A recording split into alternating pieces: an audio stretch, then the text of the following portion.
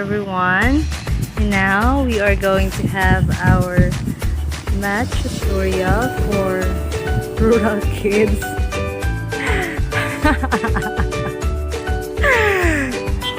And now we are going to walk in that distance over there. Okay, so are you ready? So come on, let's go. So we need to walk because we just need to walk.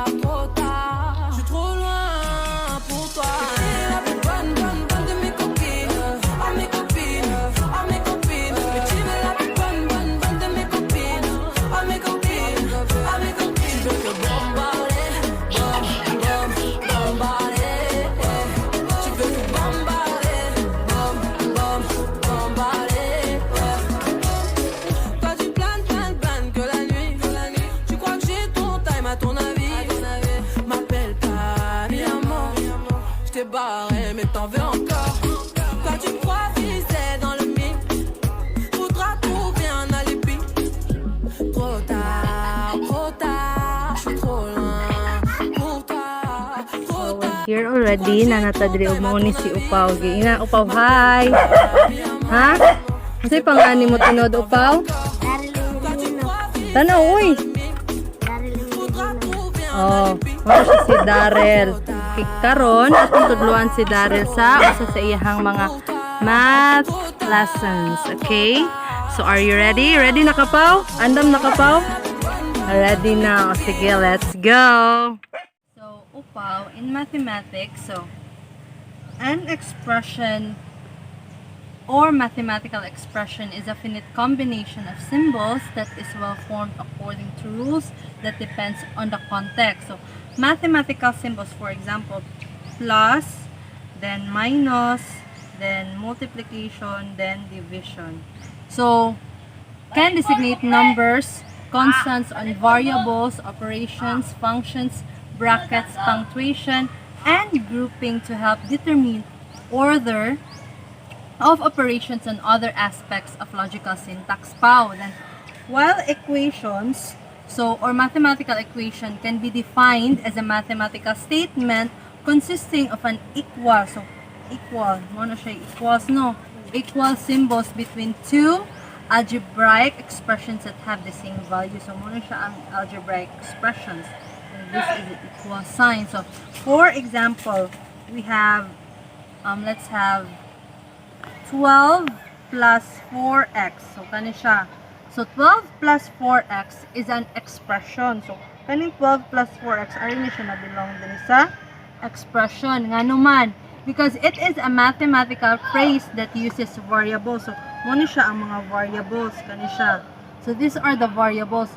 Numerals and operation symbols. While, kani, let's have, kani, 12 plus 4x equals 20. So, kani siya, 12 plus 4x equals 20 is an equation. Nga naman, because it is a mathematical sentence, so this is the sentence itself with an equal sign. So, asa man ang equal sign, ani? Kani siya. Asa man ang equal sign dire? Equals. Asa na ikaw? Pili, asang equals di are? Ano yung anak mo? Sir? O, kani nasa circle, asang equal sign diha? Kani, very good. Okay. So, mauni siya ang equal sign and shows that two expression on either side are equal. So, kani siyang 12 plus 4x kay equals ra di ay sa 20.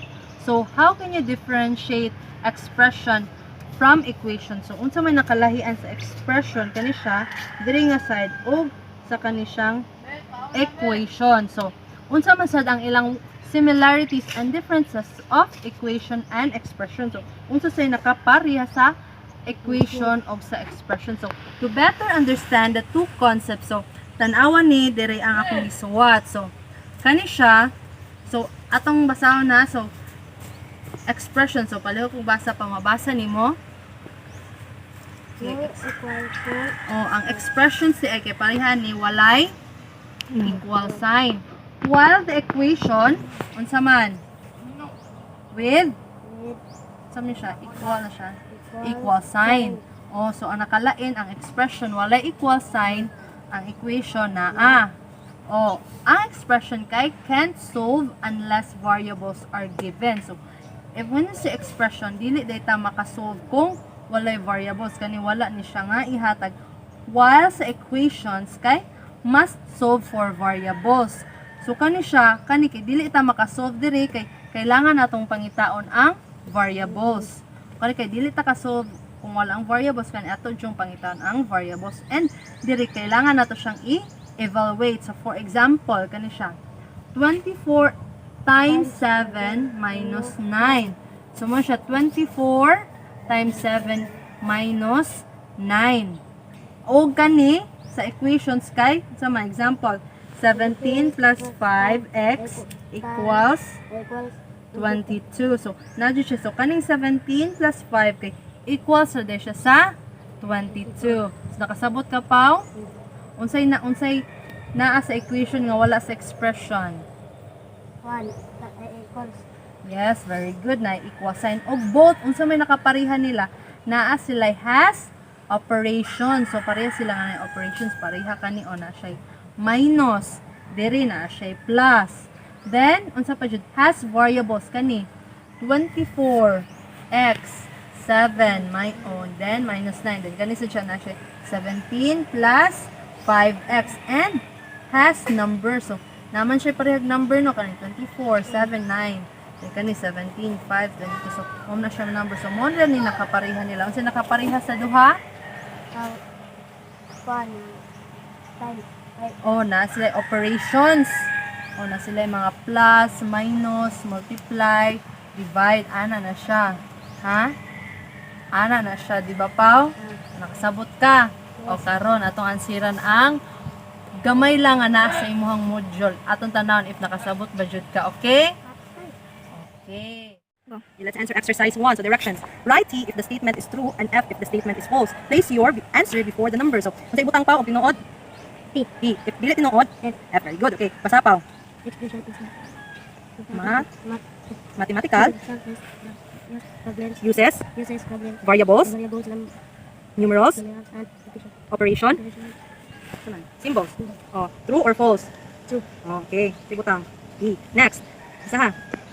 equation Equation. equation is Mathematical. sentence with Equal. word string Sign. like Which show shows that two expression on each side either either side equal. True or false? False. True. Uy. Ito dito equation. With. Ano siya? Sama. Ha? Sige siya? Ano? Sige na. With equal. Equal sign. So true na siya. Equation may ipangita. Next. Sa Equation and expression and equal to sign. sign. True or false? True. True di ay na equal ang kuan expression. Di ba ang expression kay no equal sign. Okay, next. Only expression of variables and numbers. Ang equation na ba na ay variables of numbers? Hindi. Okay, very good. Answer. Ha? False. Di mo ka. Okay, next. Addition is concept of Consist. consists of two Algebraic. expression that have the same Value. value. True or false? True. Okay, very good. Sige.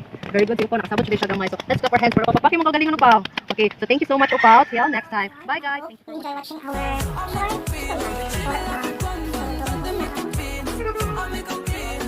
Make a